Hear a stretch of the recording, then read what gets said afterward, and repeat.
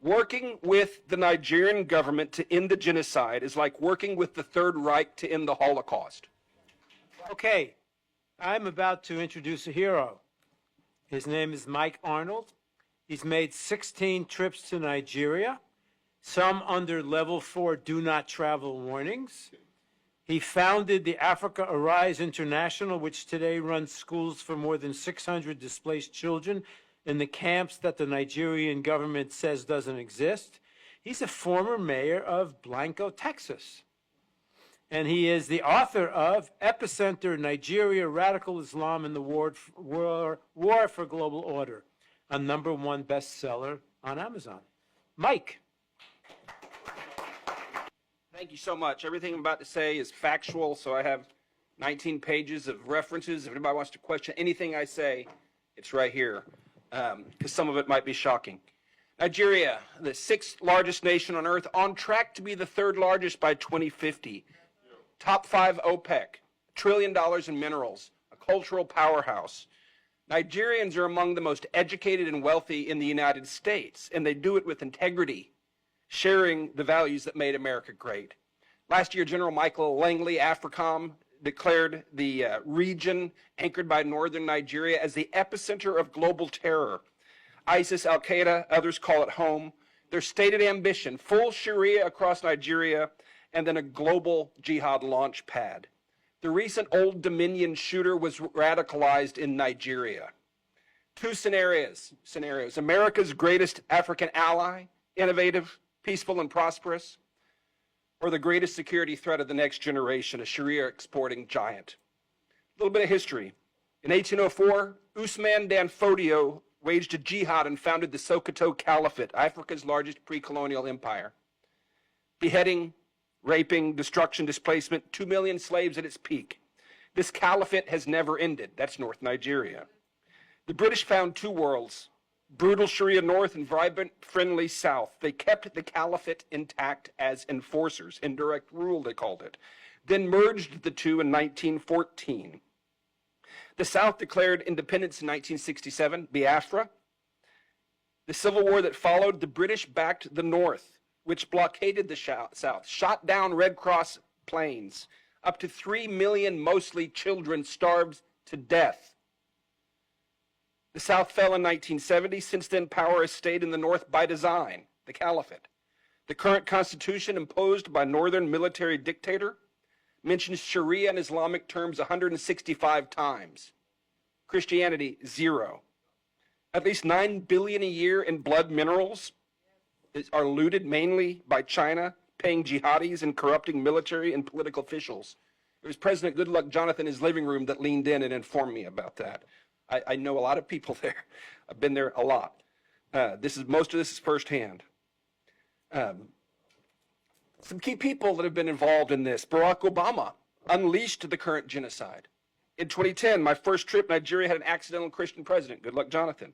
Booming economy, only nation on earth where radical Islam was being pushed back. No slaughter, hardly any displaced people, just from random stuff. Northern warlord challenged, Muhammadu Buhari, publicly called for Sharia law across Nigeria and globally.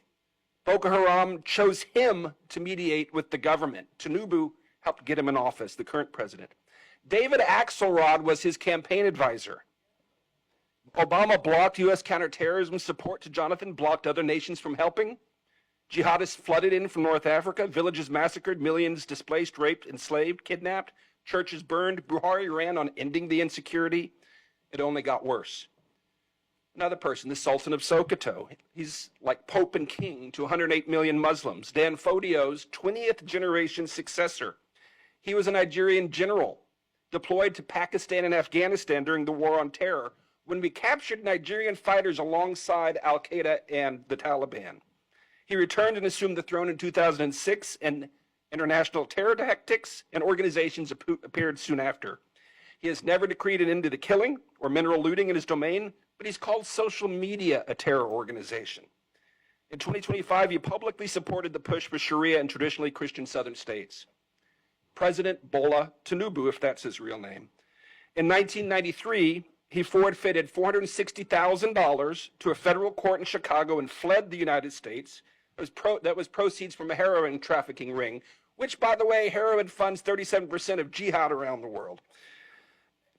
He has appointed a man to rewrite the national curriculum whose defining credential is the book, The Islamization of Knowledge, which explicitly calls for intellectual jihad to oust Western education from nursery schools up to universities. This is academic Boko Haram by definition. And this is the guy that Tinubu put in charge of the curriculum of 50 million African Nigerian children. His new defense chief called the terrorists prodigal sons who deserve rehabilitation. That's the defense chief. NSA Nuhu Ribadu personally called me on October 5th to be Nigeria's Jane Fonda.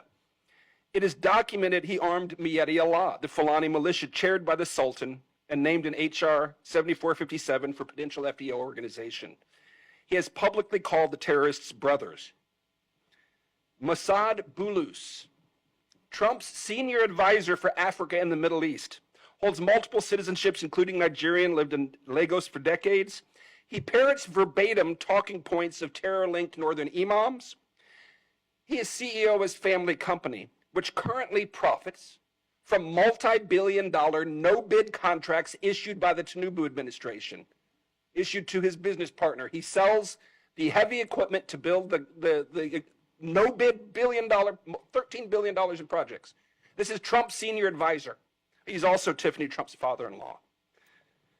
Examples of ongoing failures and impunity. Ngoshe, Borno State, wiped out in the Gwoza massacre of 2014. The government recently assured refugees in Cameroon it was safe for them to return, paid them to return. Within weeks, on March 3rd, Boko Haram slaughtered dozens, more than 300 abducted into slavery, including the wife and daughter of a friend of mine. The military was largely AWOL. The attacks continue there. Deborah Samuel Yakubu, 2022, college student. After finals, she posted on WhatsApp, "Jesus is the greatest. He helped me pass my exams." The next day on campus, as professors and police watched, she was beaten, stoned, tires heaped on her, and burned alive, while students filmed selfies in front of the flames celebrating. The deputy imam of the National Mosque, who performed President Buhari's daughter's wedding, publicly justified the killing within 24 hours on his own Twitter account. No one was punished. Nnamdi Kanu, British-Nigerian broadcaster from London, illegally abducted from Kenya, tried under a defunct law, now serving life in Sokoto prison for words spoken in Great Britain. Meanwhile, a northern imam just recently offered a 1 million naira bounty for the head of a pastor, then doubled it to taunt his critics. No charges, no condemnation from officials. I've been corresponding with the guy. He helped him get to a safe house, but he and his family are in danger and they need help. The Nigerian government goes to great expense to rehabilitate the killers, while millions of innocent displaced victims are denied, neglected, and dying. The narrative war. The farmer herder and climate change framing started in the Obama State Department. The original reference document was written by a career Sharia propagandist hired by George Soros.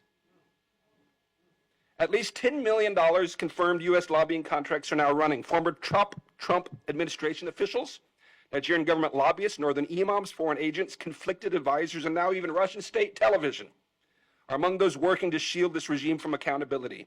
The real narrative is this: Nigeria is in the throes of an Islamic conquest. Since 2009, they have slaughtered as many as 125,000 Christians and 60,000 Muslims.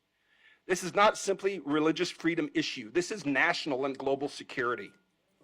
The emergency: as many as 10 to 12 million, mostly youth, are now displaced. 50 to 60% chance of radicalization by 2030 without intervention. Most are denied by the government, who call them beggars and criminals.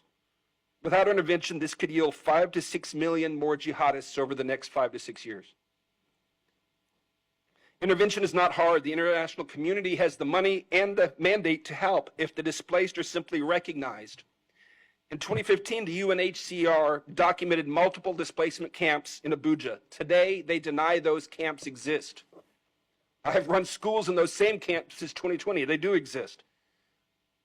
I affirm the cycle of violence is not inborn or inevitable. A lot of Americans write it off. Oh, that's just what they do. Yes, the children who saw their parents hacked to death often come to our schools wanting to go back and get revenge, but I can tell you, with an education, they gain character, hope, and vision, and they want to go back to rebuild. What must happen? Nigeria has long been strangled by radical Islamists, predatory extraction, globalist meddling, and institutional corruption. Working with the Nigerian government to end the genocide is like working with the Third Reich to end the Holocaust. They smile and spin as they wait for Trump to leave office. Since CPC designation, killing and impunity have only gotten worse. Sanctions will not work. Visa bans will not work. They're ideologues, and they'll just pivot east. Intentional denial of recognition and aid to displaced people, intentional denial of recognition and aid in this circumstance meets the legal standard of genocide. This is provable. Indict the Tinubu administration. Arrest them. They're guilty of genocide. And it's provable. Conduct a valid census and evidentiary briefing of the displaced. They are our witnesses to genocide and they need help. Investigate the Sultan of Sokoto as a terror sponsor. Circumstantial evidence demands it. We know where the militant camps are. Wipe them out. Bring the enablers to justice. Demand the release of Mazi Nnamdi Kanu and other prisoners of conscience. Offer asylum protection to them and others threatened by this regime. Ensure a free election in 2027. It can be done for the cost of a Tomahawk missile volley. Tinubu was declared the winner with less than 9 million votes in a nation of 230 million. A free election changes everything. Let the people vote on a new constitution and self-determination. Like so many other British colonial contraptions designed to fail, separation is likely inevitable, and it is just. The time is now. Nigeria is at a crossroads. It will become either a peaceful, prosperous ally or a massive launchpad for global jihad. There is no going back to the status quo. If the world turns away after this unprecedented scrutiny, the backlash will be bloody and absolute. The window is closing. We must call this what it is and intervene now, or the current genocide will grow and draw more innocent blood, not just there, but here in the United States. Thank you. Wow. I gotta know you.